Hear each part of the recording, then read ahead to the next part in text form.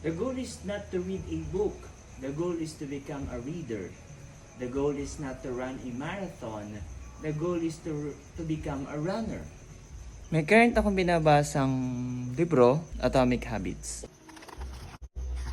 So, sinasabi ng libro na ang habit ay nabubuo hindi dahil sa ginawa mo siya isang beses lang, kundi araw-araw na ginagawa mo siya. Hindi ka naging reader dahil nagbasa ka lang ng isang beses.